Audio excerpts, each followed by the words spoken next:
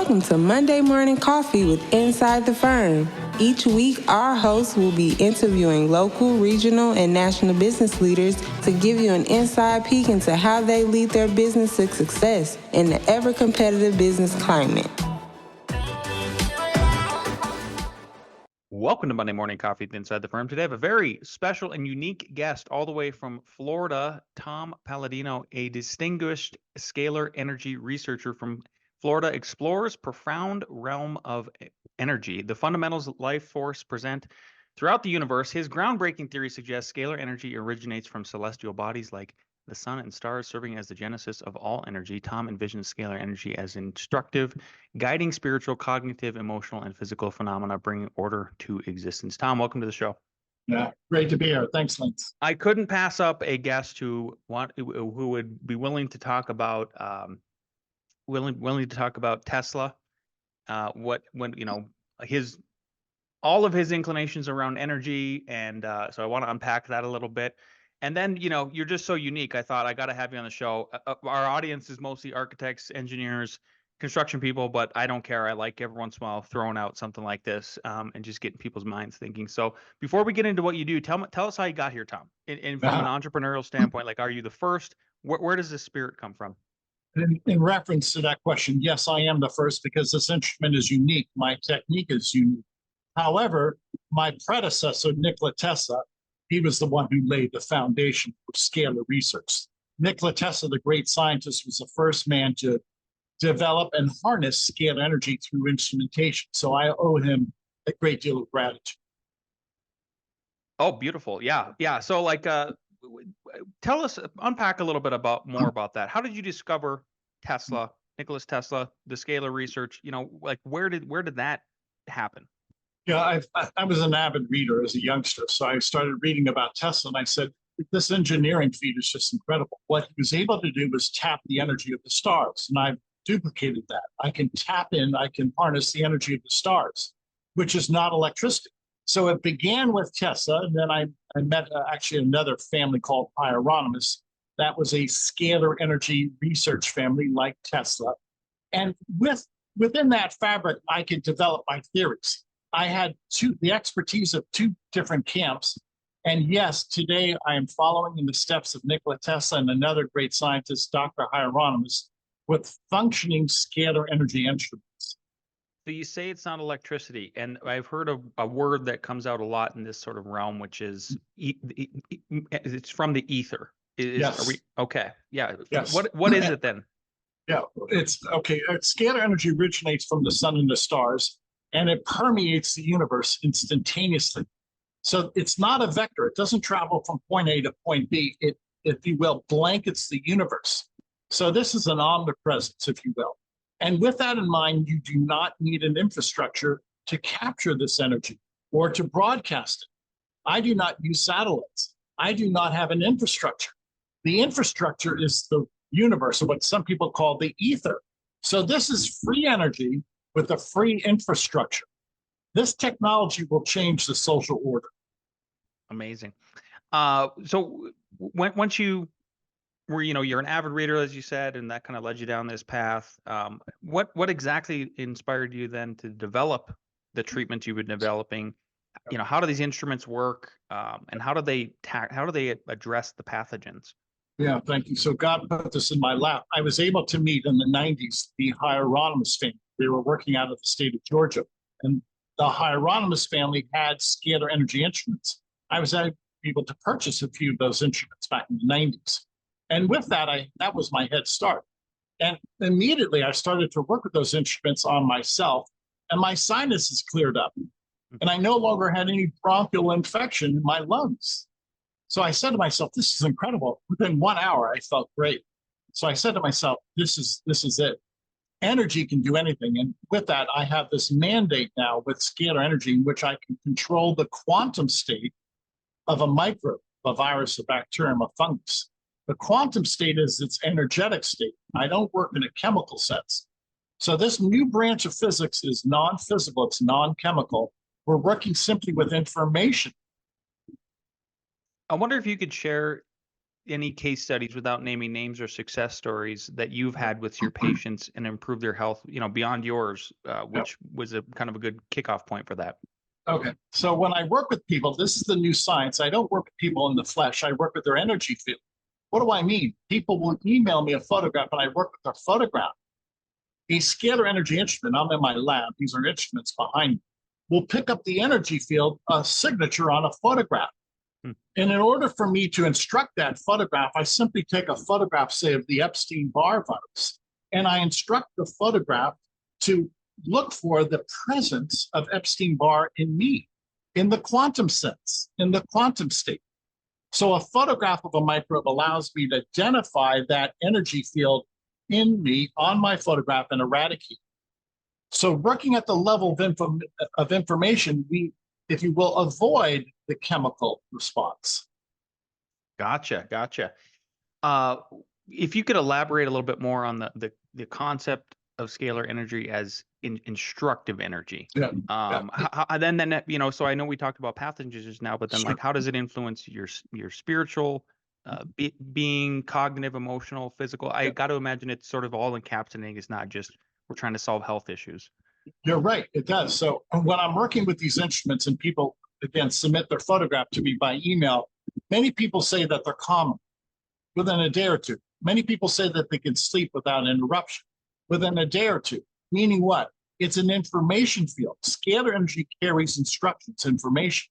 And when we're broadcasting that information, we're going to access a person's psyche, their mind, their brain waves, what some people might call their meridians or their chakras.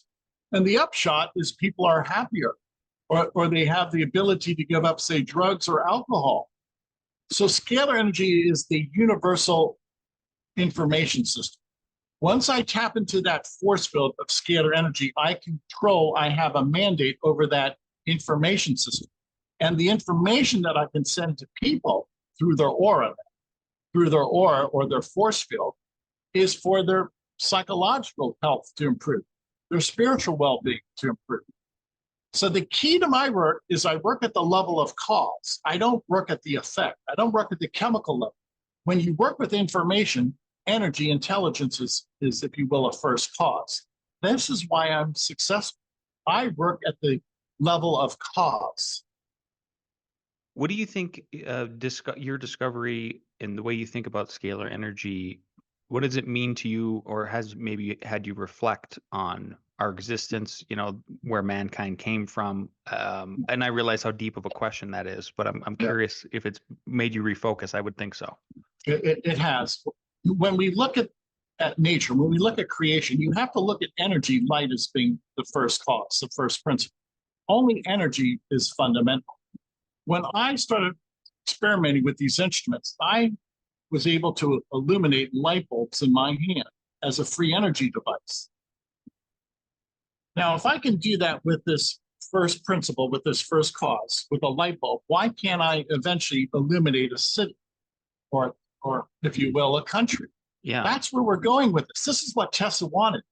It's a free energy grid. You extract the energy from the sun and the stars, and you don't need satellites to deliver it.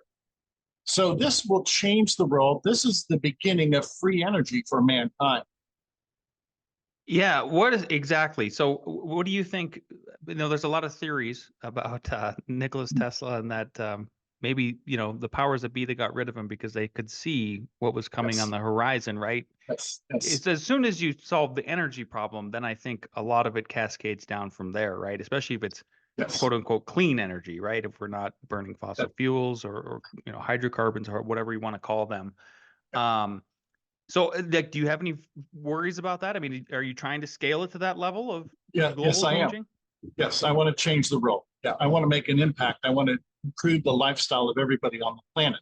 And that's where I want to scale this. And it's not that difficult, because with one instrument, I could illuminate a city. I can illuminate a country. Again, don't need an infrastructure. The infrastructure pre-exists. Now, where are we going with this? I want to introduce scalar energy as a viable source of energy. If I can demonstrate that we can indeed improve the human condition, the quantum condition, or that in the future I can illuminate, say, a building at a distance, I think it's just, as to use your term, it'll just cascade from that point forward. People will believe. Yeah, yeah. What's the spearhead of this besides you getting on a podcast like this, or, how do you like start making this go in motion so that it can be a cascading effect? Like, have you reached out to any of these, any other companies who maybe would want to partner, like photovoltaic people? Like, I don't even understand how you would start engaging and getting it out there.